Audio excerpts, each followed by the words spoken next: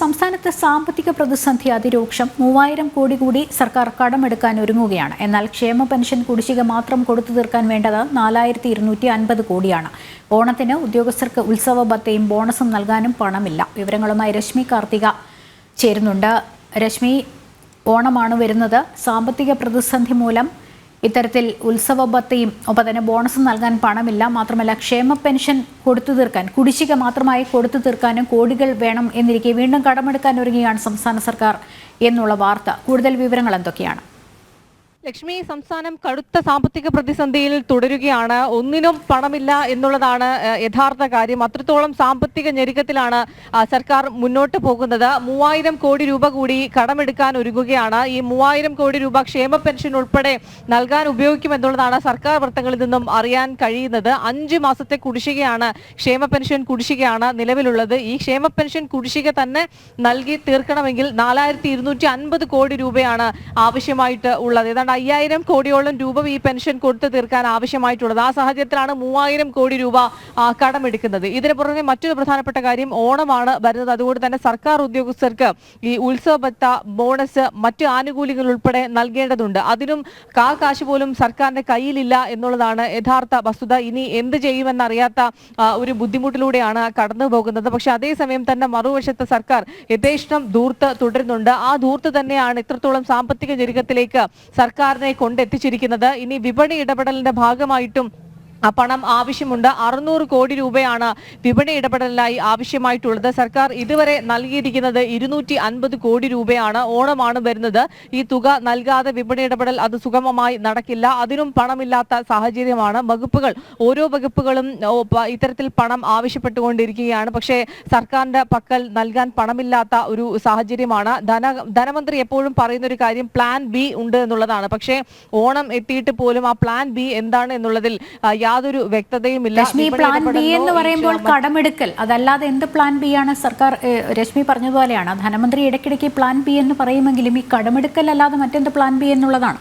കടമെടുക്കുന്നത് മാത്രമാണ് plan B. എപ്പോഴും പറയുന്നൊരു കാര്യം, ഈ പ്ലാൻ ബി ഈ ഒരു ഘട്ടത്തിൽ നടപ്പിലാക്കും എന്നുള്ളത് ധനമന്ത്രി എപ്പോഴും പ്രതികരിക്കുമ്പോൾ പറയുന്നൊരു കാര്യമാണ്. പക്ഷെ ഓണം എത്തിയിട്ട് പോലും അതെന്താണ് എന്നുള്ളതിൽ യാതൊരു വ്യക്തതയുമില്ല. പ്രതിസന്ധി ഇപ്പോഴും അതേ രീതിയിൽ തന്നെ തുടരുകയാണ്. എവിടെ നിന്ന് പണം കണ്ടെത്തും എന്നുള്ളൊരു ആശയക്കുഴപ്പത്തിലാണ് എപ്പോഴും സർക്കാർ പറയുന്നൊരു കാര്യം. എപ്പോഴും കേന്ദ്ര സർക്കാരിന്റെ മേൽ ഈ ഒരു സംസ്ഥാന സർക്കാരിന്റെ ഈ ഒരു സാമ്പത്തിക മിസ്മാനേജ്മെന്റിന്റെ ഉത്തരവാദിത്വമൊക്കെ കേന്ദ്ര സർക്കാരിന്റെ മേൽ കെട്ടിവെച്ച് രക്ഷപ്പെടുന്നതാണ് എപ്പോഴും കാണുന്നൊരു കാര്യം. അതിൽ സുപ്രീം കോടതി തടയിട്ടതോടുകൂടി അതും നിന്നിരിക്കുകയാണ്. ഇനി എന്ത് ചെയ്യും എന്നുള്ളത് അറിയില്ല. ഏതായാലും 3000 കോടി കൂടി കടമെടുക്കാൻ ഒരുങ്ങുന്ന ഒരു സാഹചര്യമാണ്. ബാക്കി തുകയൊക്കെ തന്നെ, അതുകൊണ്ട് ആനുകൂല്യങ്ങളും മറ്റ് ക്ഷാമബത്തയൊക്കെ ഉൾപ്പെടെ നൽകണം എങ്കിൽ എന്ത് ചെയ്യും എന്നുള്ള ഒരു ആശയക്കുഴപ്പമാണ് ഇപ്പോൾ നിലനിൽക്കുന്നത്. മാത്രമല്ല, ഈ ധനകാര്യ സെക്രട്ടറിയുടെ ആ പോസ്റ്റ് അത് ഏറ്റെടുക്കുന്നതിൽ പോലും വലിയ രീതിയിലുള്ള ഒരു ബുദ്ധിമുട്ട് ഈ ഉദ്യോഗസ്ഥർ, മുതിർന്ന IAS ഉദ്യോഗസ്ഥർ കാട്ടുന്നുണ്ട്. ഇപ്പോൾ നിലവിലുള്ളയാൾ കേന്ദ്ര ഡെപ്യൂട്ടേഷനിലേക്ക് പോയിരിക്കുന്നു. മുതിർന്ന ഉദ്യോഗസ്ഥരൊക്കെ തന്നെ ഡെപ്യൂട്ടേഷനിലേക്ക് പോകുക, കേന്ദ്ര ഡെപ്യൂട്ടേഷനിലേക്ക് പോകുന്നതാണ് കാണാൻ കഴിയുന്നത്. കാരണം ആ ഒരു പദം ഏറ്റെടുക്കാൻ പോലും, ആ വകുപ്പിന്റെ ചുമതല ഏറ്റെടുക്കാൻ പോലും ഈ മുതിർന്ന IAS ഉദ്യോഗസ്ഥർക്ക് വലിയ രീതിയിലുള്ള ഒരു ആശങ്കയാണ് ആ ഒരു വകുപ്പ് കൈകാര്യം ചെയ്യുന്നത്. അത് ഈ ഒരു പ്രതിസന്ധിയാണ് ഇതിന്റെ കാരണമായിട്ട് ഉള്ളത്.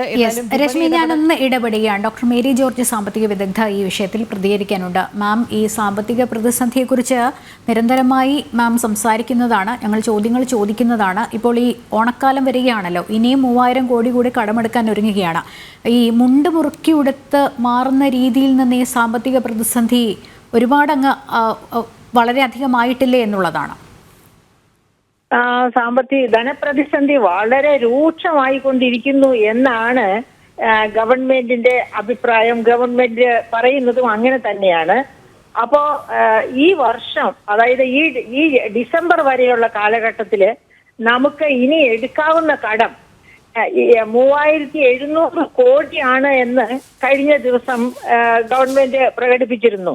അതായത് നമുക്ക് 42,000 കോടിയിലധികം കടം എടുക്കാമായിരുന്നു ഡിസംബറിന് മുൻപ്. പക്ഷെ അതിൽ ബാക്കി മുഴുവനും എടുത്തു തീർന്നു. ഇനി എടുക്കാവുന്നത് 3700 കോടി മാത്രമാണ് ഡിസംബർ വരെയുള്ള കാലഘട്ടത്തില്. അതിലാണ് ഇപ്പൊ ഈ 3000 കോടിയുടെ കടപ്പത്രം റിസർവ് ബാങ്ക് വഴി ചൊവ്വാഴ്ച ഇറക്കാൻ പോകുന്നത്. അടുത്ത ചൊവ്വാഴ്ചയായിരിക്കും അത് ഇഷ്യൂ ചെയ്യുക. അപ്പൊ അത് കഴിഞ്ഞാൽ പിന്നെ 700 കോടിയേ ഉള്ളൂ എന്നുള്ളതാണ് വലിയ അപകടകരമായ കാര്യം. എങ്ങനെ ഓണം നടത്തിക്കൊണ്ടു പോകും? എങ്ങനെ ഓണം? ഇപ്പൊ നമുക്കറിയാം, കഴിഞ്ഞ ദിവസം നമ്മൾ കണ്ടു KSRTCയിൽ നിന്ന് റിട്ടയർ ചെയ്ത ഒരു മനുഷ്യൻ അയാളുടെ പെൻഷൻ കിട്ടാത്തത് കാരണം കൊണ്ട് ആത്മഹത്യ ചെയ്തു. പെൻഷൻ കിട്ടാതെ എനിക്ക് ജീവിക്കാൻ നിവൃത്തിയില്ല എന്ന് രേഖപ്പെടുത്തി വെച്ചതിന് ശേഷമാണ് ആത്മഹത്യ ചെയ്തത്. അതുപോലെ നമുക്കറിയാം, സാമൂഹ്യ സുരക്ഷാ പെൻഷൻ കിട്ടാതെ സങ്കടപ്പെടുന്നവര്, കഷ്ടപ്പെടുന്നവര്, തീരെ പാവപ്പെട്ടവർക്ക് ഇതൊക്കെയാണ് അത്താണി. അത് കിട്ടാതെ പോകുന്നു. അതുപോലെ ഇപ്പോ 13 ഇനങ്ങൾ ചേർത്തുള്ള കിറ്റ് കൊടുക്കുമെന്നാണ് പറയുന്നത് ഓണത്തിന്. ആ കിറ്റ് കൊടുക്കാൻ വേണ്ടി 34 കോടിയോ മറ്റോ ഇതിനകം അവരെ സിവിൽ സപ്ലൈസിന് കൈമാറി എന്നാണ് അറിയുന്നത്. ഇങ്ങനെയൊക്കെ ആണെങ്കിൽ തന്നെയും ഈ പെൻഷൻ കുടിശ്ശിക എങ്ങനെ കൊടുക്കും? അതുപോലെ ഈ അതായത് ഗവൺമെന്റിന്റെ ഒരു കൈ സഹായം വ്യവസായികൾക്ക് കിട്ടുന്ന സാഹചര്യമാണ് ഓണം ഫെസ്റ്റിവൽ, ഓണം ആഘോഷം എന്നൊക്കെ പറയുന്നത്. ഗവൺമെന്റ് ആഘോഷിക്കുന്നു എന്ന് പറയുമ്പോൾ ആ ആഘോഷത്തിന്റെ പ്രചോദനം ഉൾക്കൊണ്ട് വിൽപ്പനയിൽ വലിയ വരുമാനം ഉണ്ടാക്കുന്നത് വ്യാപാരികളും വ്യവസായികളുമാണ്.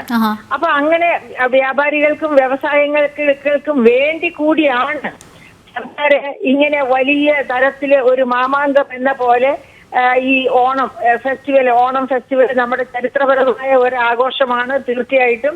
പക്ഷേ ധനപ്രതിസന്ധി ഉള്ളപ്പോൾ സർക്കാരിന് ഇത്തിരി പിടുത്തം അവിടെ ആകാവുന്നതാണ്. ആർക്കൊക്കെ ഫെസ്റ്റിവൽ അലവൻസ് കൊടുക്കണം, അങ്ങനെയൊക്കെയുള്ള കാര്യങ്ങളിലൊക്കെ സർക്കാരിന് ഒരു കുറച്ച് കടുംപിടുത്തമാകാവുന്നതാണെന്നാണ് ഞാൻ വിചാരിക്കുന്നത്. അത് പോകട്ടെ. പക്ഷെ ഒരു കാര്യമുണ്ട്. ഇന്നത്തെ ഹിന്ദുവിലുണ്ടായിരുന്നു IGSTയുടെ ഇന്റർ സ്റ്റേറ്റ് ചരക്ക് സേവന നികുതിയാണ് integrated goods and services tax അഥവാ IGST എന്ന് പറയുന്നത്. അപ്പൊ നമ്മുടെ ആദ്യ ക്വാർട്ടറിലെ നമുക്ക് കിട്ടേണ്ട 8700 കോടിയിലധികം രൂപ നമുക്കിപ്പോൾ തരപ്പെടുത്താൻ പറ്റിയിരിക്കുന്നു. കാരണം ഒരു IGST ഗ്രൂപ്പിനെ, ടെക്നിക്കൽ ഗ്രൂപ്പിനെ ഗവൺമെന്റ് എംപ്ലോയ് ചെയ്തു. IGSTയുടെ പാകപ്പിഴകൾ കണ്ടെത്തി സംസ്ഥാനത്തിന്റെ വിഹിതം കൃത്യമായിട്ട് ചോദിച്ചു വാങ്ങാനുള്ള ഒരു ഗ്രൂപ്പിനെ ഫോം ചെയ്തു. ആ ടാസ്ക് ഫോഴ്സിന്റെ പ്രവർത്തന ഫലമായിട്ട് ആദ്യ ക്വാർട്ടറിലെ IGST ഓർമ്മയുണ്ടാകും. കഴിഞ്ഞ വർഷമൊക്കെ നമുക്ക് 20,000 കോടി 25,000 കോടിയൊക്കെ IGST നഷ്ടപ്പെട്ടു. സമയത്ത് കിട്ടിയില്ല. കാരണം ഇവിടെ നിന്ന് അത് കൃത്യമായിട്ട് ക്ലെയിം ചെയ്യാതിരുന്നായിരുന്നു. അപ്പൊ അതിൽ നിന്നൊരു പാഠം ഉൾക്കൊണ്ടാണ് ഇങ്ങനെ ഒരു ടാസ്ക് ഫോഴ്സിനെ വെച്ചതും ഇപ്പൊ 8,000 കോടിയിലധികം 9,000 കോടിക്ക് അടുത്തുള്ള ഒരു എമൗണ്ട്. അപ്പൊ ഇത്തരം എമൗണ്ട് ഒക്കെ എന്ത് ചെയ്യുന്നു, എവിടെ പോകുന്നു? അതുപോലെ നികുതി വരുമാനം, അതായത് ആർക്കും ഈ സംസ്ഥാന സർക്കാർ വിചാരിച്ചിരിക്കുന്ന നാട്ടിൽ ആർക്കും അറിഞ്ഞുകൂടുന്ന 50% നികുതി വിഹിതം ഇപ്പോഴും സർക്കാരിന്റെ കയ്യിൽ തന്നെയാണ്. അതായത് ഇന്ധന നികുതി 20% കുറയാതെ 20-25% വരുമാനം വരുന്നത് ഇന്ധന നികുതിയിൽ നിന്നാണ്. 25 മുതൽ 35% വരെ വരുമാനം വരുന്നത് മദ്യലഹരിയിൽ നിന്നാണ്, നികുതിയിൽ നിന്നാണ്.